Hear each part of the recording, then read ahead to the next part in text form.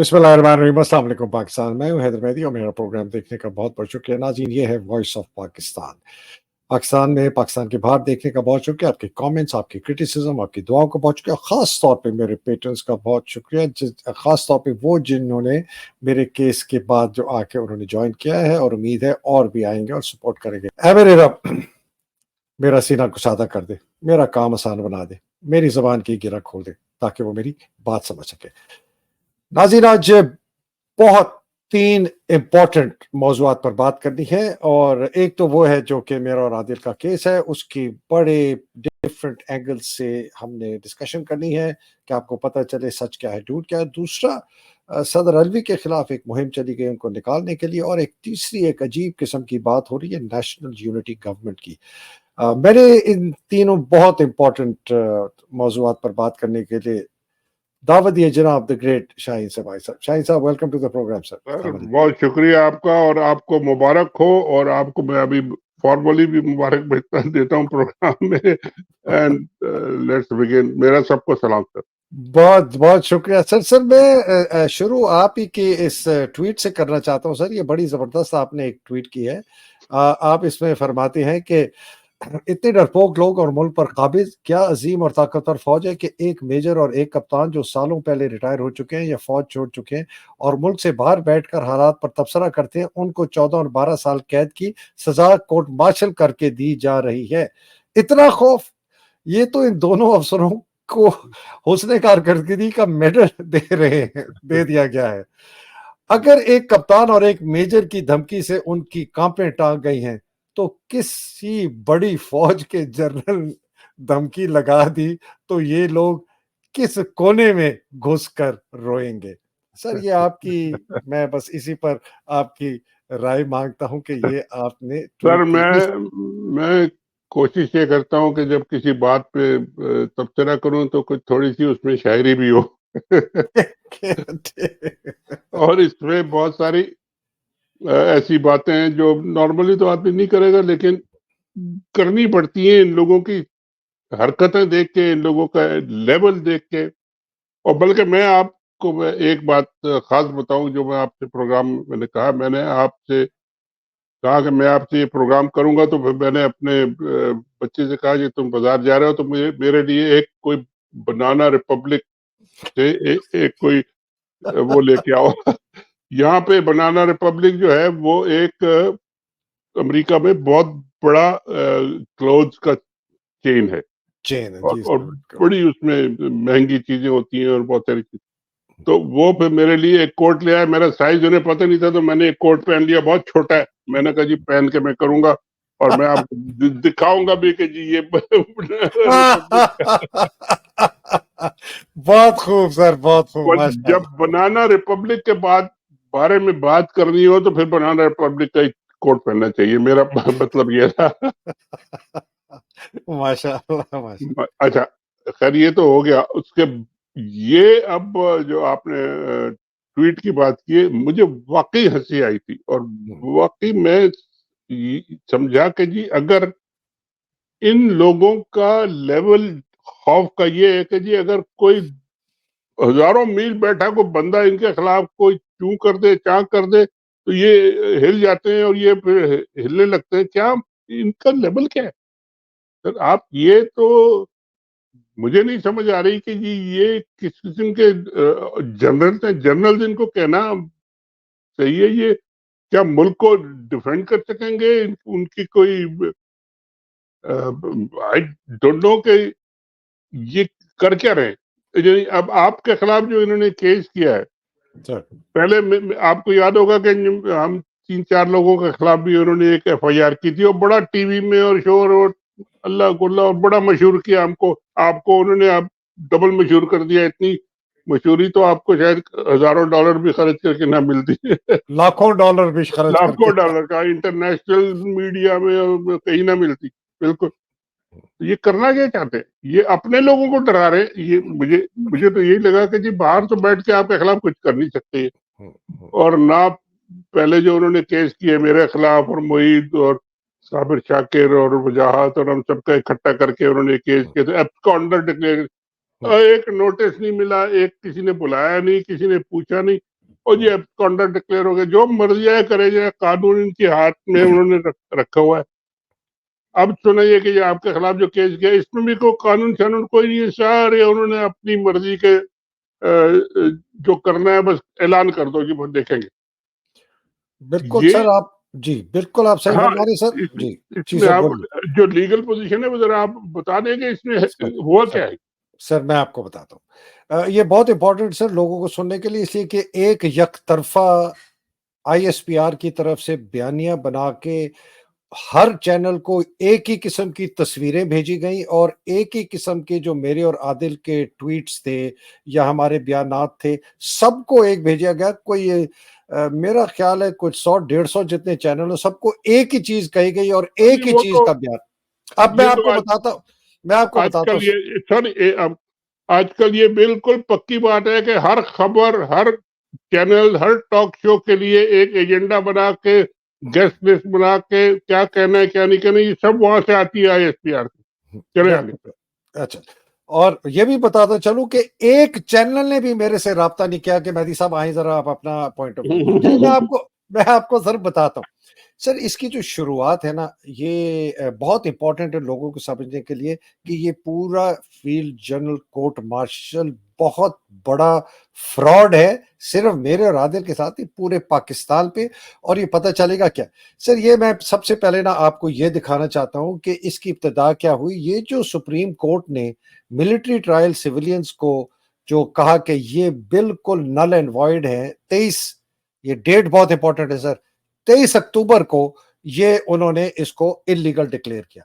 ये जो जज थे अपने मुनीब अख्तर, या अफरीदी, सैयद मज़ार अली अकबर, आयशा, उन्होंने कहा कि जी सेक्शन 21D, ये मैं हाईलाइट कर रहा हूं, जो इसका आर्मी एक्ट का है कि कौन कौन लोग इसके मातहत आते हैं, वो कॉन्स्टिट्यूशन आइन के खिलाफ है। ये बहुत बड़ा इनका एक फैसला था।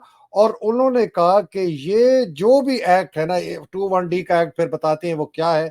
उन्होंने कहा जी ये आइन के खिलाफ है। ये मैं अब आपको क्यों बता रहा हूं, ये सही सिर्फ सही है। इसलिए इसलिए बता रहा हूं कि इन्होंने मुझे और आदिल को इस सेक्शन के तहत जो है ना सजा सुनाई है, सेक्शन 21D। और सजा हमें सुनाई है 7 अक्टूबर की इनके बयानिया के मुताबिक, और 9 अक्टूबर की, और मीडिया में अनाउंस की गई है 25 नवंबर को। अब आप मुझे सोचें, अगर अच्छा, 7 अक्टूबर को अनाउंस की है और 9 को की है, तो उन्होंने 10 अक्टूबर को क्यों नहीं अनाउंस की, 11 को क्यों नहीं की, 25 नवंबर की। नहीं, तो मैंने, आपका कोई वकील वहां नहीं था या कोई बंदा नहीं? सर मैं वकील क्या, किसी को कुछ नहीं पता था क्या हो रहा है, तो मैंने अरे फिर पता करवाया। मेरे भी अच्छा, दोस्त हैं फौज में, मेरे भी दोस्त हैं जैक ब्रांच में जो सही। रिटायर्ड हैं, सर्विंग है, कुछ नीचे कुछ ऊपर, जिन लोगों ने फील्ड जनरल कोर्ट मार्शल। उन्होंने अच्छा, कहा मेहदी साहब, ये चूंकि 23 अक्टूबर की रूलिंग आ चुकी थी, फैसला इन्होंने अभी नवंबर के कोई 21, 22 या 23 को किया था आपको कोर्ट मार्शल करने के लिए। आसिम मुनीर साहब को बताया कि जी ये हम फील्ड जनरल कोर्ट मार्शल अब नहीं कर सकते इस सेक्शन के तहत, इसलिए कि सुप्रीम कोर्ट ने इसको कलअदम कर दिया।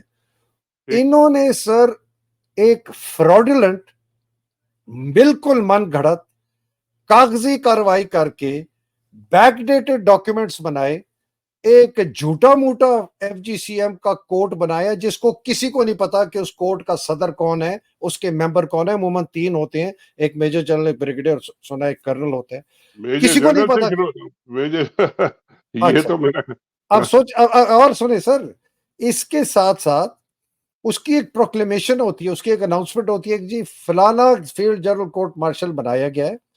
अगर ठीक वो था। सिविलियन होता है तो मिनिस्ट्री ऑफ डिफेंस को भेजा जाता है, मिनिस्ट्री ऑफ डिफेंस वो इशू करती है, चार्जशीट भेजती है, कोर्ट की फॉर्मेशन बताती है, इस कोर्ट में ये है, जगह सही बताती है, सही। तारीख बताती है, टाइम बताती है। और अच्छा, जो इसके अंदर मुलजिम जिसको ठहराया जा रहा होता है, उसको लीगल काउंसिल भी फौज सप्लाई करती है कि ये फलाना हाँ, कप्तान या मेजर या कर्नल जो है ना, ये आपका तो लीगल काउंसिल। वकील है, ठीक है। सर कुछ नहीं, जीरो, तो पता किसी ही नहीं रहता किस्म। उनको हो क्या रहा इसलिए है। इसलिए कि सर इन्होंने ये कोई 22-23 तारीख को ये सारी कार्रवाई मुकम्मल करके, जब मुकम्मल कर ली, कौन सा फील्ड जनरल कोर्ट मार्शल, कौन से अफसर उसमें थे, हैदर मेहदी को कब बुलाया, हैदर मेहदी को चार्जशीट कौन सी थी, हैदर मेहदी को कहां पेश करने के लिए कहा, किस तारीख आओगे, कहां आओगे, कब आओ, कुछ नहीं sir. Completely cooked up, completely paper. ये सिर्फ कागजी कार्रवाई है, इसमें कोई कार्रवाई नहीं हुई। अगर हुई है तो सामने लाके बताएं कि जी ये जर्नैल था, ये कप्तान था, ये मेजर था, ये कर्नल था, ये कोई रिकॉर्डिंग तो होगी ना सर उसकी। सर कुछ होगी, ले आए सामने, हमें भी पता चल जाए कि भाई हमारे खिलाफ क्या चार्ज था, हमें भी पता चल जाए कि जो जजमेंट है, डिटेल्ड जजमेंट है, वो क्या है। तो ये इन्होंने सिर्फ एक बहुत ही मन घड़त चीज करके इस 23 अक्टूबर के फैसले के खिलाफ की गई। सर ये एक बात जो है ना, हमारे मेरे जितने भी सुनने वाले हैं वो समझे। अच्छा सर, इसके साथ मैं आपकी अभी राय लेता हूं, मतलब इसके साथ दो चीजें मैं आपको बता दूं जो बहुत इसके साथ जुड़ी हुई है। मैं और आदिल जो है ना सर, हमें field general court martial try अगर कानूनी भी होना नहीं कर सकता कि अगर एफजीसीएम कानूनी तौर पर बनाया जाए, नहीं क्यों। मैंने रिजाइन किया है, मैंने 13 फरवरी 1981 को मैं स्ट्रक ऑफ स्ट्रेंथ, इसको कहते हैं SOS and SOD, struck off duty हूं। तो बाहर हो गए, सिविलियन हो गए आप। मैं 100% सिविलियन हो गया, मेरा रैंक भी गया, मेरे पर्क्स, प्रिविलेजेस, बेनिफिट सब गए। अब मैं सिविलियन हूं। अगर मुझे इन्होंने ट्राई करना था, ये मिलिट्री कोर्ट के तहत कर सकते हैं, फील्ड जनरल कोर्ट मार्शल के तहत किसी तरीके से नहीं कर सकते। मेरा तो रैंक सर 13 फरवरी 1981 को जा चुका है। ये कैसे आज कह सकते हैं कि 21 नवंबर 2023 को हमने इनसे रैंक ले लिया। ये 1981 को, लाइक सर 1981 को मेरा रैंक लीगली खत्म हो चुका है। मैंने जिंदगी में कभी कप्तान अपना नहीं इस्तेमाल किया अपने नाम के साथ, कभी भी नहीं। 42 years 42 years I don't have this rank. ये कहते हैं जी 21 नवंबर को हमने आपका रैंक। अच्छा आदिल का एक और, ये ऐसा ना हो कहीं कि मरे वो को उठा के कोर्ट मार्शल शुरू कर दे। आदिल को सर इन्होंने, वो रिटायर्ड है, ठीक है, उसका एफजीसीएम हो सकता है, लेकिन अगर आपको रिटायरमेंट के 2 साल गुजर चुके हैं, रीइंस्टेट करना पड़ेगा। हाँ रीइंस्टेट करते हैं, उसकी रीइंस्टेटमेंट के ऑर्डर्स होते हैं, उसका कोरो निकलता है, आपको ऑर्डर आते हैं कि आप फलाने हेडक्वार्टर से अटैच्ड हैं, उसके भी उसी किस्म की सारी। तो सर ये बिल्कुल झूठ, फ्रॉड। बट आप, अब मैं आपके पास आता हूं कि आप क्या समझते हैं इन्होंने ये क्यों किया। सर ये एक झूठम झूठ और फ्रॉड, और हर चीज में फ्रॉड हो रहा है। इलेक्शन में फ्रॉड हो रहा है, गवर्नमेंट में फ्रॉड हो रहा है, आपके कोर्ट मार्शल में फ्रॉड हो रहा है, आपकी इकोनॉमी में आके बैठ गए। अब मैं कहना नहीं चाहता, लेकिन थोड़े हर जगह सी पैक को एपैक से आप घबरा रहे हैं कि मैं फिर कमोड ना कह दूं। नहीं कहता नहीं, मतलब है कि आके बैठ गए, समझ नहीं आ रही क्या करें। कहते हैं चलेंगे चलेंगे चलेंगे, जिस दिन इनको पता लग गया कि जी नहीं चल रहे, उठाएंगे जहाज और भाग जाएंगे। इनको असल में पकड़ने वाला कोई है नहीं, और इनको ये पता नहीं है। एक बात मैं बता दूं आपको सर, इनको ये पता नहीं ये क्यों कर रहे हैं आपके लिए। मेरा अंदाजा ये है, आपका हो सकता है डिफरेंट। मेरा अंदाजा ये है कि आप बाहर बैठे हैं, आपको, इनको भी पता है कि जी आपको ला के यहाँ नहीं बिठा सकते, ये आपको नहीं पकड़ सकते, ना जेल में डाल सकते। ये सिर्फ अपने लोगों को डराने के लिए, अपने मेजर, कैप्टन, कर्नल जो भी है उनको डराने के लिए करें। वो ऑलरेडी, ठीक है, वो ऑलरेडी डिसिप्लिन में यहाँ बैठे हुए हैं। लेकिन सर जहां पे एक आदमी का मीटर घूम गया ना, वहां ये सारी इनकी प्लानिंग फेल हो जाती है। और ये इनको भी पता है कि ये जो कुछ इतना जोर जबर करेंगे, जाति करेंगे, किसी न किसी का मीटर घूमेगा। और वो फिर उन्होंने उसके लिए उन्होंने वो मुल्लाओं के सामने बुलेट प्रूफ शीशे लगाने शुरू कर दिया। अब अपने घर में भी जाके बेगम के सामने भी बुलेट प्रूफ शीशे लगाएंगे, क्या करेंगे। I don't know. तो सर, ये जी बताएं प्लीज। मैं बिल्कुल सर, अब मैं आपको बताता हूँ इसकी एक बहुत स्पेसिफिक जो खबर मेरे पास आई है, वो 2 खबरें आई। एक आई है सर कि इनको सिक्योरिटी ब्रीफिंग दी गई थी आसिम को, बहुत मेजर सिक्योरिटी के, फौज के अंदर अफसरों और जवानों का मोराल बहुत लो है, वो बहुत सख्त गुस्से में है आसिम से और जर्नैलों से। हैदर मेहदी और आदिल राजा को बहुत फौज में जवान, एनसीओ, जेसीओ, जूनियर अफसर, मिडिल रैंकिंग अफसर, लेफ्टिनेंट कर्नल, ब्रिगेडियर तक बहुत ज्यादा सुनता है, जर्नैल भी सुनती हैं छुप छुप के। इन लोगों को आपने एक ऐसा मिसाल बनाना है कि लोग जो हैं खौफ में आ जाएं कि अगर वो तो हैदर मैं मेहदी और कान बंद कर ले, क्या करें यार। कान बंद कर, एक एक ये। दूसरा सर, जो अभी रिसेंट फॉर्मेशन कमांडर्स कॉन्फ्रेंस हुई है, मुझे जी अंदर जी। से बताया गया है कि उस कॉन्फ्रेंस में ये बाकायदा डिस्कशन हुई कि हैदर मेहदी और आदिल राजा की वजह से फौज में बहुत इंतशार पैदा हो रहा है। ये तो आप ब्रेकिंग न्यूज दे रहे हैं सर। सर ये मैं 100% एक्यूरेट दे रहा हूं हम्म। कि ये हैदर मेहदी और आदिल राजा की वजह से फौज में बहुत इंतशार हो रहा है, और हैदर मेहदी और आदिल राजा को अरेस्ट करके किसी भी तरीके से पाकिस्तान लाएं और उनको मिसाली सजा दें कि ये जो लोगों को जो है खौफ और बढ़ जाए कि हैदर मेहदी और आदिल राजा को ना सुने, वरना अगर तुमने इस तरह किया तो हम कर देंगे। अब यह आप सोचिए सर, मैं एक सच छोटी सी बात बताऊं, मुझे कब ये खबर आई तो सारी रात फ़ोन बजता रहा, मैंने नहीं उठाया, तो सुबह मैं उठा, फिर मैं सो गया, उठा।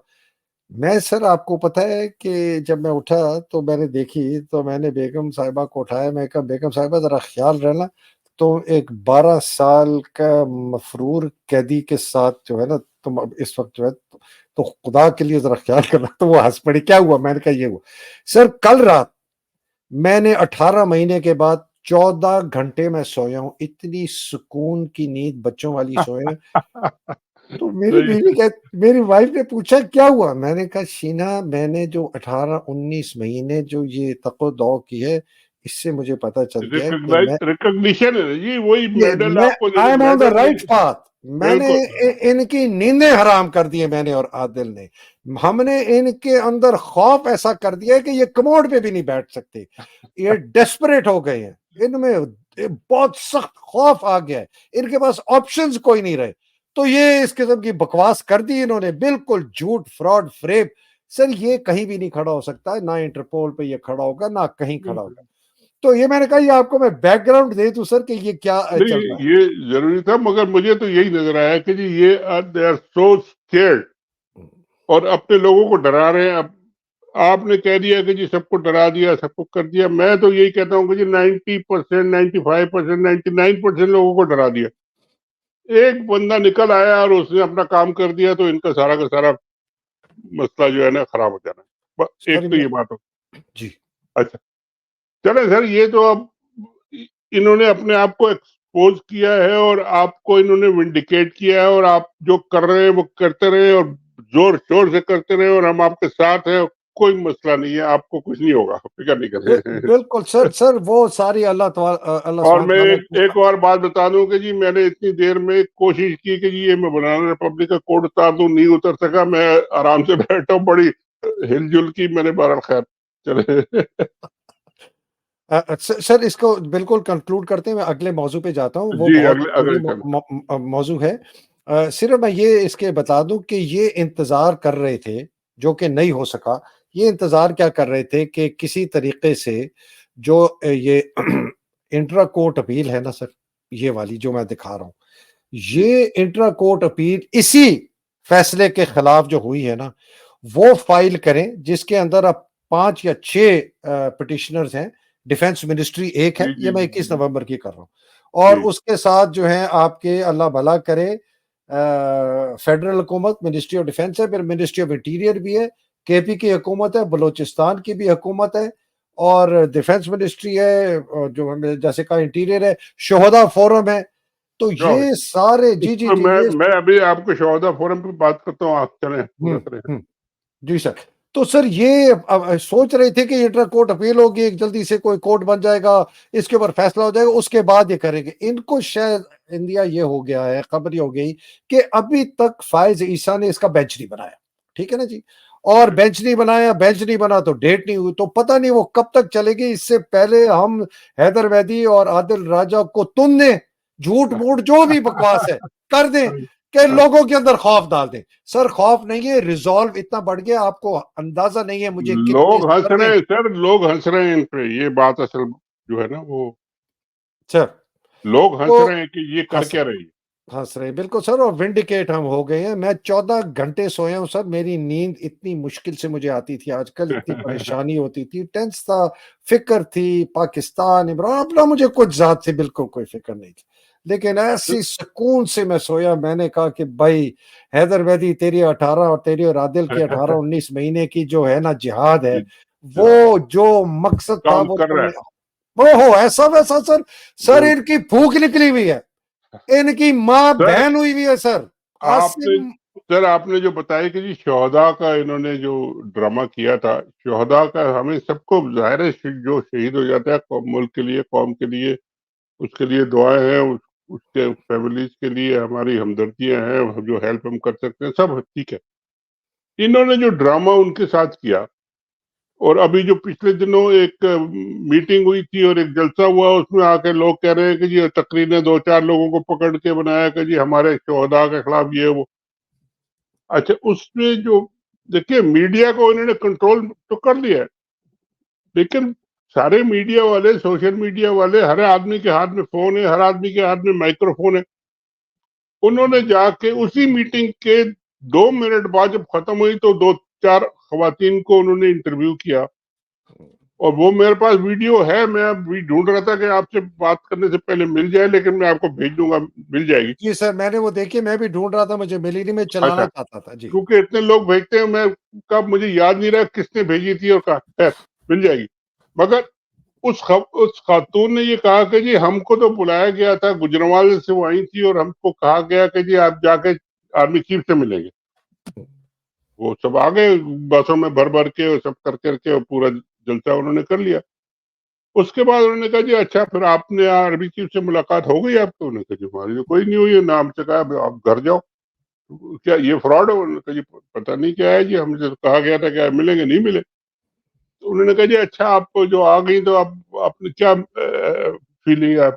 तो उन्होंने बताया कि जी हमारे प्रॉब्लम्स हैं, ये है, वो है, तो ठीक है। तो उन्होंने कहा अच्छा आखिर में वो रिपोर्टर था, वो बड़ा कोई चालाक सा था, उसने कहा जी अच्छा ये बताएं कि जी ये सब तो हो गया, आप वोट किसको देंगी?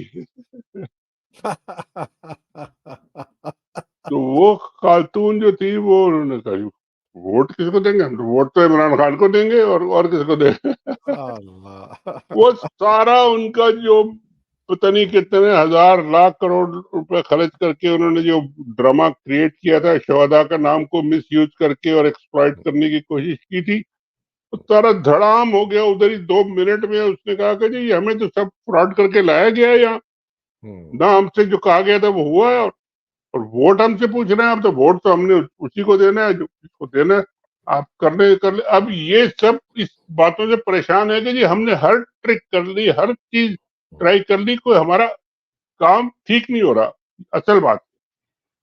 बिल्कुल सही फरमाया सर, और मैं इसको बस रैप अप करता हूँ। देखिए, मैं डुअल सिटिज़न हूँ, पता नहीं आप हैं कि नहीं, मैं डुअल जी, जी, जी, सिटिज़न हूँ, कनेडियन हूँ, पाकिस्तानी हूँ, मैं दोनों मुल्क के कानून और आइन का बिल्कुल। मैं उसको जो है रिस्पेक्ट करता हूँ। और मैं किसी भी लीगली जो कॉन्स्टिट्यूशनल लॉफुल कोर्ट है, आइन और कानून के तो तहत जो सिविलियन कोर्ट है, अगर बना गया और मेरे खिलाफ चार्जशीट बनाई गई, मैं बिल्कुल हाज़िर हूँगा, अगर मुझे यकीन हो कि ये कोर्ट जो है सेफ है और मेरी जान को कोई खतरा नहीं। सर, इन्होंने मेरी औलाद के खिलाफ बिल्कुल मनगढ़ंत केसेस पिछले साल बनाए, वो 5-5, 7-7 साल से पाकिस्तान कभी गए नहीं हैं। तो ये ओहो! तो हालात है सिविलियन कोर्ट्स की भी, जो कि उनको एक ईसीएल पे रखा हुआ है कि जी ये पाकिस्तान ही में है, ये रूपोश हुए हुए हैं, अगर ये मुल्क छोड़ने की कोशिश करे इनको अरेस्ट कर लिया जाए। मेरे बच्चे पाकिस्तान से 5 साल से पाकिस्तान नहीं गए।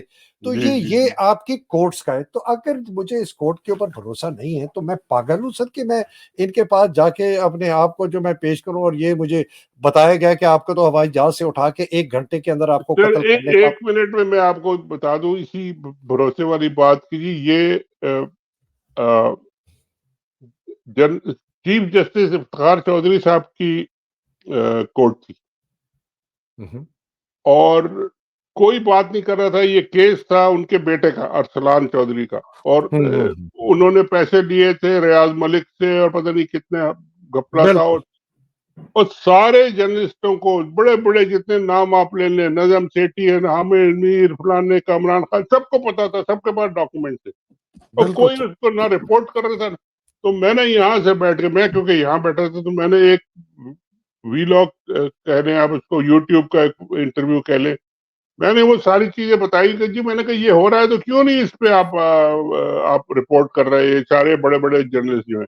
और हम्म, अगले दिन इफ्तिखार चौधरी साहब ने जनाब वो शो मोटर ले लिया और उसको सबको बुला लिया, हम्म, और मुझे भी एक नोटिस भेज दिया, और बाकायदा नोटिस भेजा। अब ये जितने ये जो कर रहे हैं ना हमारे खिलाफ फौजी केस है, ये फलाने, ये कोई नोटिस किसी, उन्होंने नोटिस भेजा, रजिस्ट्रार साहब ने ईमेल किया मुझे कि जी आप आए फलाने, ये हमें आपने ये किया था, आप आके जवाब दो। मैं कहा जी मैं बाहर हूँ, इतनी जल्दी नहीं आ सकता, तो जी आप एफिडेविट दे दें। मैंने कहा जी दे देता हूँ मैं एफिडेविट। मैंने वो जनाब एफिडेविट मैंने 4 घंटे में बैठ के, मैंने तो खाली लिखना ही था, वो लिख के मैंने उनको ईमेल कर दिया। वो सुबह उन्होंने जब शुरू हुई प्रोसीडिंग, तो उन्होंने कहा कि जी किधर है सारे लोग, ये वो सब लोग आ गए। बहुत से लोग नहीं आए थे इस्लामाबाद से। तो कहा जी क्यों नहीं आए? उन्होंने कहा जी पता नहीं किधर बिजी। तो यार आप लोग अजीब बिजी हैं क्या? ये अमेरिका से एफिडेविट 4 घंटे में आ गया, आप लोग किधर हैं? तो राइट अगर राइट। अगर जेन्युइन कोर्ट हो और आपको उसमें अपीयर होना हो, बुलाएं आपको प्रॉपर तरीके से, तो बिल्कुल हम तैयार हैं, बिल्कुल और आप सर, भी तैयार मैं भी तैयार। अभी मुझे इन्होंने एब्सेंशिया में ट्राई कर दिया आदिल को, एक हैं। कैंगरू मिलिट्री कोड जो कि एग्जिस्ट भी नहीं कैंगरू, करता, ये कागजी कोड था, इसका सर किसी वो को नहीं पता। जो जो जो मिलिट्री कोर्ट जिस जनरल का या ऑफिसर का नाम लिखेंगे, वो भी नहीं पसंद करेगा कि जी मुझे कैंगरू कहा जाए। आए ना सर, सामने आए ना। एक वो आएगा। जनरल है इनामुर रहीम, पुराना इनका, वो कहते हैं इन दोनों को सजाए मौत देनी चाहिए। वो उल्लू का चरखा कमीना इंसान पीटीआई ज्वाइन करने के चक्कर में था, और मुझे पता चल गया। मैंने कहा ये तो आईएसआई का टाउट है, हराम और का पिल्ला, इसको करीब भी मत आने दो इमरान के। ये रऊफ हसन मुझे उसके अच्छा, साथ कह रहा था कि जरा मुझे बताएं, ये बड़ा अच्छा आदमी है। तो और सर ये देखें, ये एब्सेंशिया में हुआ है, कैंगरू कोर्ट है, फॉल्स एंड फैब्रिकेटेड सारी डॉक्यूमेंटेशन है, मुझे पास जजमेंट कोई नहीं नहीं, है। वो सारा मुझे तो एक, पता भी चला मीडिया से सर, आप अंदाजा करें। बिल्कुल और यही यही मैं कह रहा हूँ ना कि यही ठीक है ना, होता है मेरी बेकार का। अपने आप को उन्होंने बस खड़ा करके लोगों को डराने के लिए किया, और तो कोई उसकी लीगल स्टैंडिंग तो एक एक सेकंड नहीं खड़ी हो सकती कहीं भी। कहीं भी नहीं सर, कोई फंडामेंटल राइट्स मेरी नहीं है, कोई इंटरनेशनल फोरम इसको नहीं एक्सेप्ट करेगा, इंटरपोल इसको नहीं एक्सेप्ट करे। हम क्या कर रहे हैं सर, मैं और आदिल राजा क्या कह रहे हैं, फेयर एंड फ्री आज इलेक्शन कराओ, आप भी ये कह रहे हैं, सारी बात दुनिया कर रहे ये हैं, कह रही है, मोहित भी ये बिल्कुल। कह रहे हैं, फेयर एंड फ्री इलेक्शन कराओ, और एक आजाद जुमहूरी पाकिस्तान बना दो। हमें आसिम मुनीर नहीं चाहिए, हमें जर्नैल नहीं चाहिए, नहीं, हमें ये कोई डिक्टेटरशिप इशू नहीं नहीं चाहिए। है, ये कोई बगावत नहीं है, कुछ नहीं है, ये तो फ्री आपका एक्सप्रेशन ऑफ योर ओपिनियन है, इसमें क्या मसला है? बिल्कुल बिल्कुल। अच्छा सर, आगे चलते हैं। ये एक खबर अब बहुत गर्दिश करनी शुरू हो गई, पिटिशन भी फाइल हो गई है, ये मैं आपको दिखाना चाहता हूँ। ये सर पिटिशन फाइल हो गई है कि अलवी साहब को सदर के ओहदे से हटाए। बातें बहुत अरसे से चल रही हैं, ये 26 नवंबर की खबर है, और जिन साहब ने फाइल किया उनका नाम है गुलाम मुर्तजा खान, ये बाय द वे करते रहते हैं। और उन्होंने कहा है कि जी 184(3), मतलब आप सुओ मोटो लें कि अच्छा, सदर अलवी ने और जो कानून की वजारत है उनको बुलाया, और कहा कि जी इन्होंने अपने ओहदे का इस्तेमाल गलत किया है, ये पाकिस्तान तहरीक इंसाफ के हामी हैं, ये इन्होंने इलेक्शन नहीं कराया, उन्होंने ऑफिशियल सीक्रेट एक्ट का जो अमेंडमेंट बिल था और पाकिस्तान आर्मी एक्ट का जो अमेंडमेंट बिल था, इस पर इन्होंने दस्तखत नहीं की है, वो इन्होंने बहुत जबरदस्त मिसकंडक्ट किया है, पार्शियलिटी दिखाई है, और हर जगह ये आदमी जो है अपनी जो है ना पोजीशन को कॉन्ट्रडिक्ट करता है, इसको निकाल दिया जाए। सर ये एक मुहिम है, इसको जरा वॉच करें, ये चलती जाए। इसके मुतालिक आपकी क्या राय है सर? सर मुझे नहीं पता ये सदर को हटा के करना क्या चाहते हैं। सदर को हटाएंगे तो सेनेट के चेयरमैन साहब को सदर बनना पड़ेगा, जी बिल्कुल। और उनको सदर बनाने तो वो तो अपने बाप पार्टी और माँ पार्टी और बेटा पार्टी, वो सारी पार्टियां जिस तरह की हैं उनके एक है, उनको सेनेट का चेयरमैन भी इन लोगों ने बनाया था, और उसके बाद उनको बचाया भी इन लोगों ने, और सारा कुछ जो है उनका हुआ। उनकी जो मुझे जो रिपोर्ट्स है और मेरे पास इत्तलात जो है, उन जो सेनेट के चेयरमैन साहब हैं, उनकी है माइनिंग इंडस्ट्री बलूचिस्तान में, पूरी फैमिली में उनकी माइनिंग इंडस्ट्री, जी और सर, वो बिल्कुल। सबसे बड़े उसके माइनिंग के वो है। और और उनका उन्होंने जी, उन्होंने और जनरल बाजवा ने मिल के ये पूरा रेकोडिक का जो 2.5 साल का नेगोशिएशन की थी, और उसके बाद जो डील किए, ये किए, वो किए, और उसके बाद जल्दी जल्दी सेनेट से भी पास करो और असेंबली से भी पास करो और कोर्ट से भी पास करो, ये सब उन्होंने मिल के किया था। तो उनका एक नेक्सस आप कह लें या इंटरेस्ट कह लें, ये वो भी है, और वहां पे अब मजीद इनको हो सकता है कि सदर बन जाए। उनको अभी चूंकि ये रेकॉर्डिंग वकॉर्डिंग के मसले चल रहे हैं, आगे और भी चलेंगे, पैसे भी आने हैं, लाखों बिलियंस के हिसाब से आने हैं। अभी तो सुना यही है, पता नहीं आएंगे नहीं आएंगे, लेकिन है। तो वहाँ ये सबसे बड़े प्लेयर हैं संजरानी साहब, और यहाँ सदर बन गए तो फिर तो इनकी मौजा ही मौजा है, जो मर्जी आए करा लेंगे, जो मर्जी आए सदर साहब ऑर्डिनेंस इशू कर देंगे, जो मर्जी आए लॉ कर देंगे। तो ये एक इंटरेस्ट मुझे समझ नहीं आती, I am just thinking loud नहीं अभी सर, मुझे। ये आप बिल्कुल सही बात करें।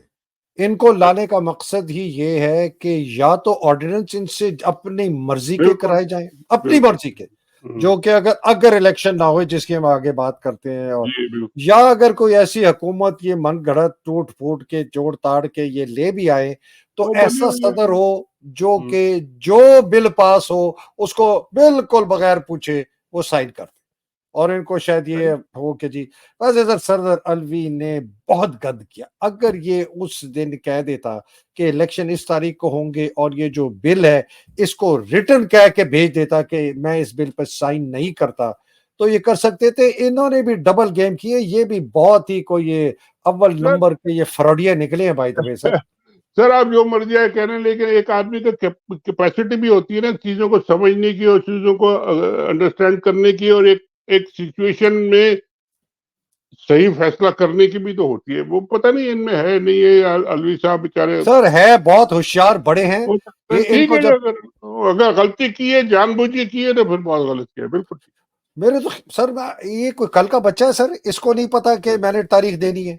ये कल का बच्चा है, इसको नहीं पता कि अगर मैंने रिजेक्ट करना है, मैंने कहना है नो बिल नॉट एक्सेप्टेड। इस तरह उल्टी सीधी बकवास करके नहीं, और नहीं, सामने सही उस सही कह रहे हैं। इसके बेटे के मुतालिक बड़ा है कि उसने बहुत ज्यादा गबन किया है, फ्रॉड किया है, ओए हेरा होए! फेरी किया है, उसका इसके ऊपर प्रेशर है। अल्लाह बाबा। अच्छा सर, ये अब इससे ये जो बात निकली है आगे, जो आपने अभी बात की इलेक्शंस वाली, कि जी इनसे ये ऑर्डिनेंस वगैरह कराएंगे सर, ये एक आपके पुराने दोस्त हैं। ये साहब, ये ओए हो! मौसूफ ये मौसूफ सर हर जगह जहां भी आपने कोई दंगा जो कि फ्रॉड टाइप चीज करानी हो ना, ये बंदा निकल आता है बाहर। मोहम्मद अली दुरानी साहब, मोहम्मद अली दुरानी साहब कहते हैं जी नेशनल यूनिटी गवर्नमेंट बनाई जाए जनाब। और इनकी जरा इनकी सर अक्ल का जरा अक्ल को समझे। ये आदमी कहता क्या है। इतना मैं इस आदमी की इज्जत करता था एक जमाने में सर, इसने भी अपने आप को गटर में गिरा दिया।